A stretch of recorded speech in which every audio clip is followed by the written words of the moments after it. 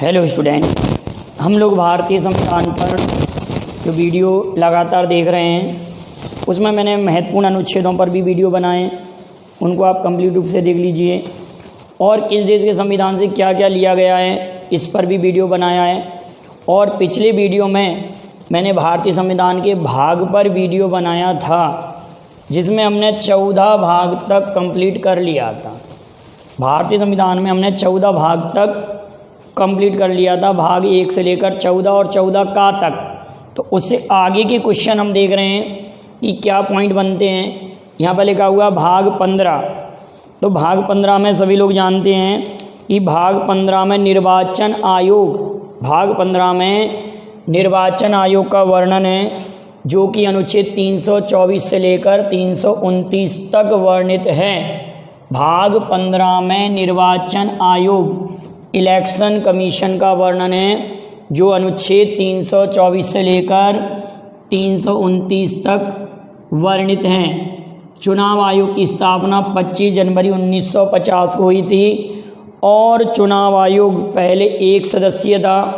1989 में पहली बार, 1989 में पहली बार उसे 3 सदस्यीय बनाया गया, लेकिन 1993 से हमेशा के लिए वो 3 सदस्यीय है निर्वाचन आयोग। तो भाग 15 में निर्वाचन आयोग का वर्णन है। भाग 15 में निर्वाचन आयोग अनुच्छेद 324 से 329 तक। भाग 16 में कुछ विशेष वर्गों के लिए विशेष उपबंध है। कुछ विशेष वर्गों के लिए विशेष उपबंध हैं जो कि अनुच्छेद 330 से लेकर 342 तक, जिसमें आंग्ल भारतीय समुदाय, SC ST, अनुसूचित जाति जनजाति के बारे में विशेष उपबंध किए गए हैं। और अनुच्छेदों में आप पढ़ चुके हैं 330, 331, 332, 340, 341, 342 में भी पढ़ा है आप लोगों ने। और उन अनुच्छेदों को आप देखिए क्या क्या उसमें वर्णित है। भाग 17 में राजभाषा संबंधी उपबंध है। भाग 17 वेरी वेरी इंपॉर्टेंट है। भाग 17 में राजभाषा संबंधी उपबंध हैं भाग 17 में।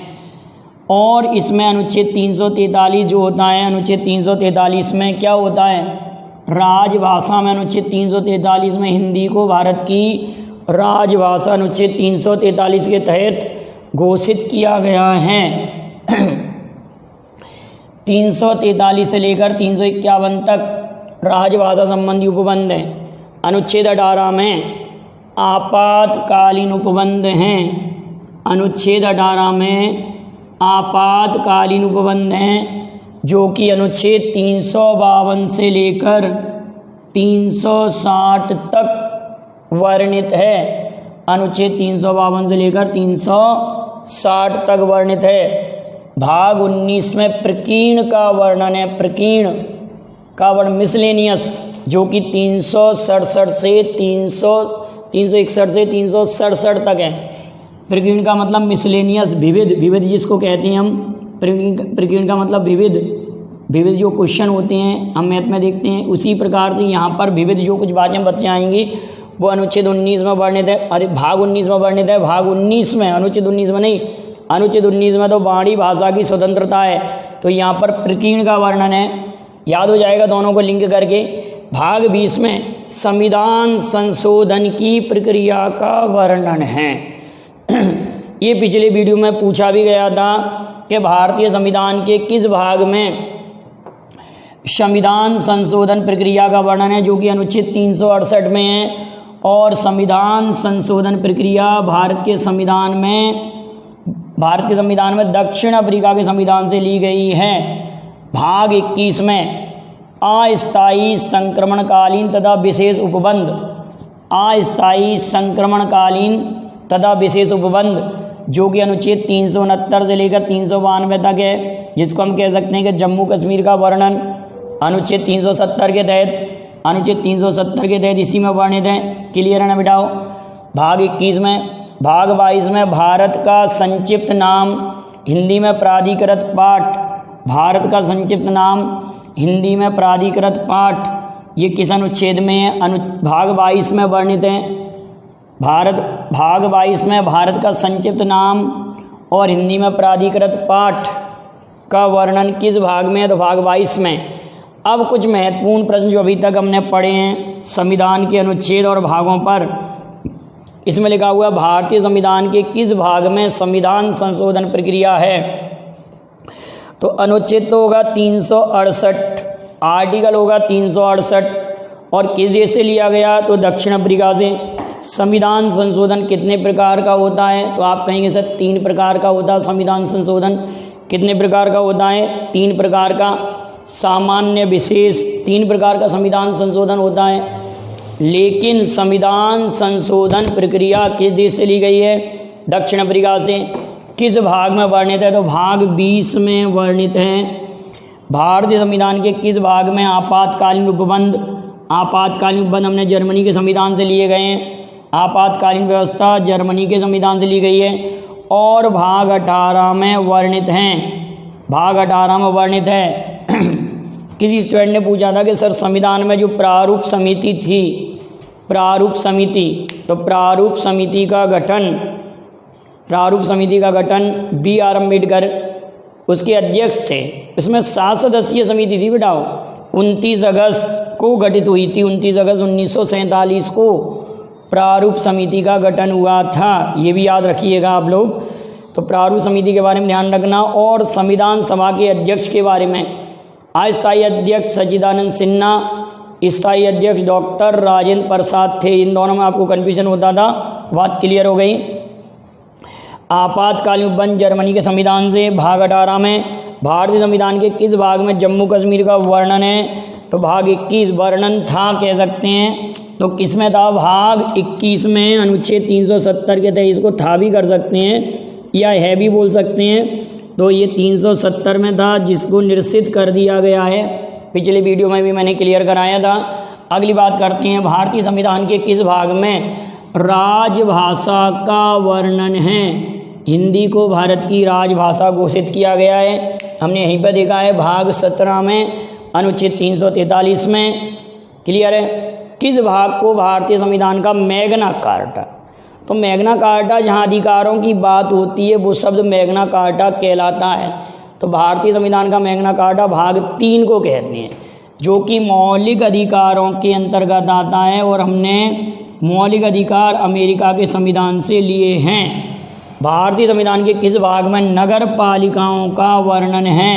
तो नगर पालिकाओं का भाग 9 का, पिछले वीडियो में पढ़ चुके हैं। नगर पालिकाओं का वर्णन भाग 9 का में वर्णित है। भारतीय संविधान के किस भाग में केंद्र व राज्यों के अधीन सेवाओं का वर्णन है? ये भी कई बार हम पढ़ चुके हैं। भाग 14 में, भाग 14 में। और प्रशासनिक न्यायाधिकरण की, अगर प्राधिकरण की चर्चा होगी तो भाग 14 का होगा वहाँ पर। सिविल सेवा, केंद्र राज्य के अधीन सेवाएं, तो भाग 14 में। भारतीय संविधान के किस भाग में निर्वाचन आयोग का वर्णन है? निर्वाचन आयोग का वर्णन भाग 15 में निर्वाचन आयोग का वर्णन है। भाग 15 में निर्वाचन आयोग का वर्णन है। भारतीय संविधान के किस भाग में वित्त आयोग का वर्णन है? तो भाग 12 में। भाग 12 में अनुच्छेद 280 के तहत वित्त आयोग का वर्णन है। वित्त आयोग का कार्यकाल 5 वर्ष का होता है और केसी नियोगी इसके प्रथम अध्यक्ष थे। इसके प्रथम अध्यक्ष केसी नियोगी थे। भाग 12 में वर्णित है। भारतीय संविधान के किस भाग में ग्राम पंचायतों का वर्णन है? ग्राम पंचायत भाग 9 में। भाग 9 में ग्राम पंचायतों का वर्णन है। भारतीय संविधान के किस भाग में वित्त संबंधी अधिनियम का वर्णन है? वित्त संबंधी अधिनियम भाग 12 में। वित्त संबंधी अधिनियम भाग 12 में वर्णित है। भारतीय संविधान के किस भाग में नागरिकता का वर्णन है? नागरिकता का भाग 2 में। नागरिकता का भाग 2 में वर्णन है। और 5 से 11 अनुच्छेद है नागरिकता के लिए। 5 से 11, 1 से 5 तक संघ राज्यों का वर्णन है।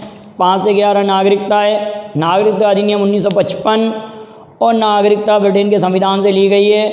ब्रिटेन में एकल नागरिकता है, अमेरिका में दोहरी नागरिकता है और भारत में भी एकल नागरिकता है। भारतीय संविधान के किस भाग में राष्ट्रपति का वर्णन है? तो भाग 5 में, जहाँ पर संघ की कार्यपालिका का वर्णन है वहीं भाग 5 में राष्ट्रपति का वर्णन है। गांधीवादी, समाजवादी, लोक विचारधारा भारतीय संविधान के किस भाग में वर्णित है? गांधीवादी, समाजवादी, विचारधारा भारतीय संविधान के किस भाग में वर्णित है? तो भाग 4 का। भाग 4 का में गांधीवादी समाजवादी लोक विचारधारा का वर्णन है, भाग 4 का। इसके बारे में एक बात और करिएगा कि ये क्या कहते हैं? नीति निर्देशक तत्व कहलाते हैं।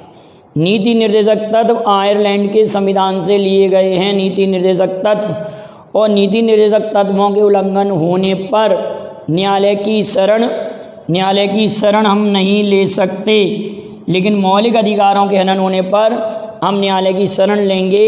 इतनी बात क्लियर है बेटाओ। तो ये अनुच्छेदों पर और भाग पर महत्वपूर्ण प्रश्न थे। एक छोटा सा वीडियो भारतीय संविधान के अनुच्छेद पर और लेकर आऊँगा, उसमें महत्वपूर्ण अनुच्छेदों की चर्चा एक ही वीडियो में होगी।